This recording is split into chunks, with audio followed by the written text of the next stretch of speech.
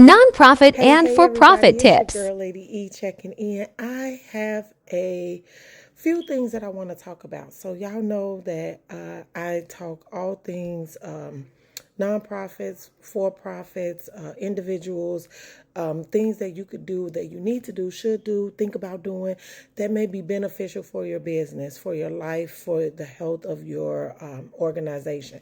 So one of the things that I want to talk about today is a lot of people don't realize that they need key person insurance. If you have a nonprofit or a for-profit business, or you are a church and you are a pastor, you're a senior leader, you're on the board, and you are a key person in the company, you need to have a key person's insurance policy.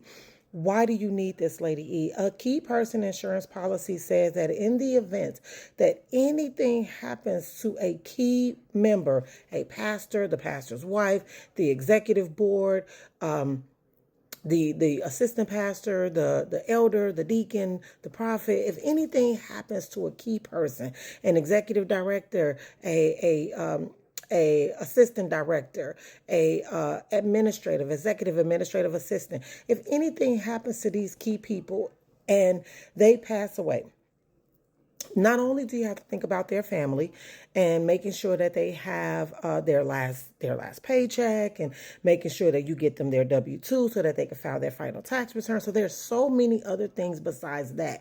Now you have to not only mourn the loss of your loved one, your member, your board member, your executive director or whatever, but you also have to think about replacing this person. So a KPI, key person insurance policy, helps with that. So the KPI is for the business. So this is what most people who have insurance on their jobs, this is something like what you have. So it's an insurance policy for the company that protects the company in the event that you pass away. Now you get a certain amount for your beneficiaries, your loved ones, absolutely. But majority of it is for the purposes of refilling that seat. And so when you don't have these things in place, or you wait until it gets really late, and your health starts deteriorating, or you get complications, or something happens, and then you become what is called a risk insurer person, meaning that there is a high risk of you being insurable. Your The policy may be more expensive, the term may be shorter. There's all these factors that can go into it because you waited so long versus doing it at the onset of starting the business, starting the organization, or having your family, knowing what you're going to do. Having these insurance policies are important.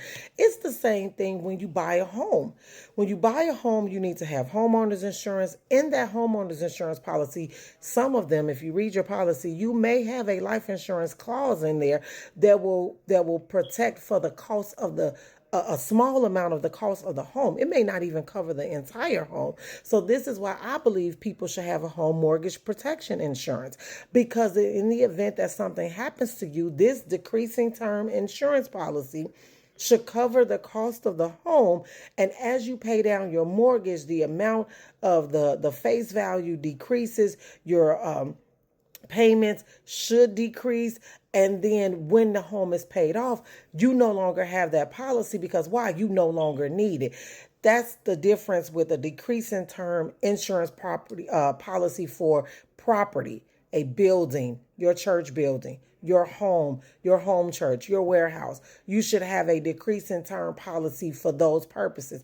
But you need a KPI policy for people like your executive director, your administrator, your pastor, your first lady, because in the event that anything happens, you need to have an itinerant come in, and that itinerant is going to cost. They may have to travel from another state, from another region.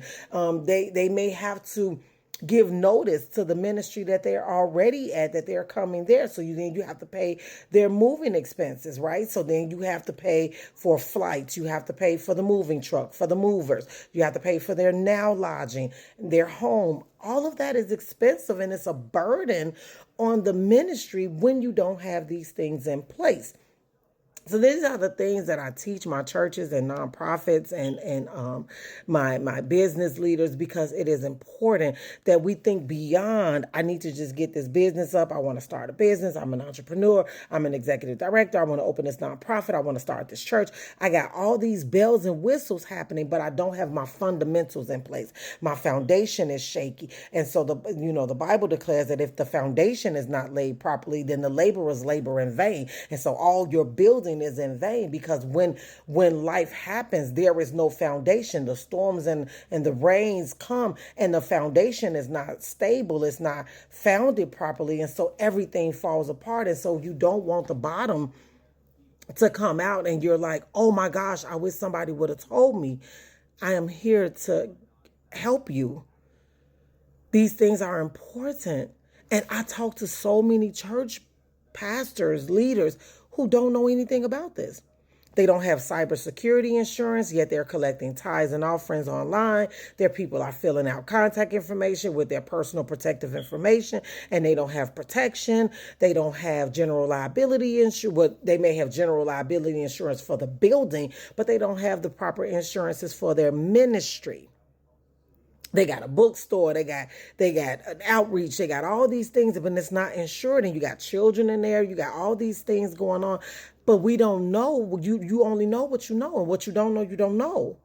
And so I'm here to help you guys to know that you have to have these key things in place. You need to have cybersecurity insurance in place, because if your church platform gets hacked, your Facebook gets hacked, your YouTube gets hacked, your giving account gets hacked, your text messaging account gets hacked, guess what? This is people sensitive information that is in your hands. And so cybersecurity insurance protects you against that.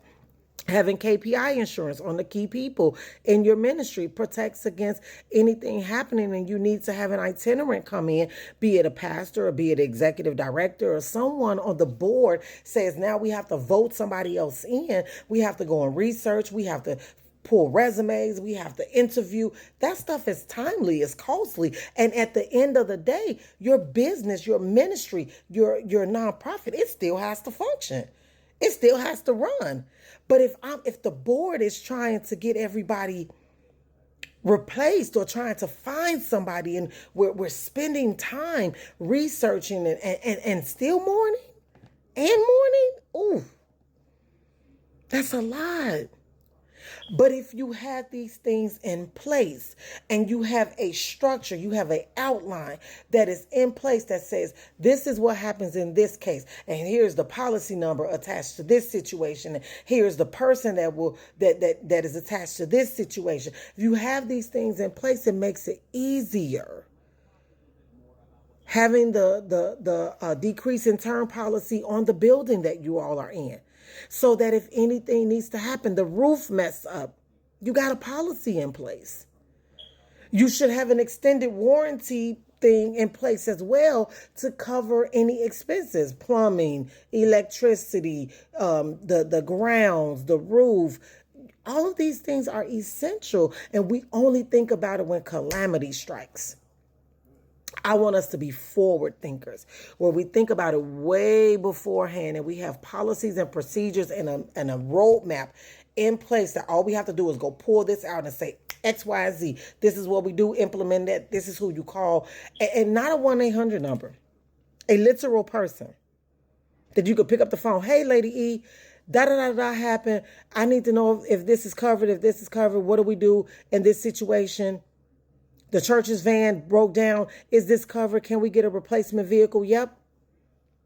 Because we put protection on your church vehicle. So now you can go and rent you another vehicle. You can go pick it up from the rental place, get you another vehicle until that vehicle gets repaired. Yep, because we put the policies and procedures already in place for you, so you don't have to stress. If you forward think, it leaves the stress out of the situation. This is all I'm asking you all to do, is to think about the things that may come up, the things that you need. And I just named like 4 key important things, and then have that in place so that if calamity strikes, circumstances happen, you're not scrambling. You're set. You're stable because you have a solid foundation. It's your girl, Lady E. Check in with us.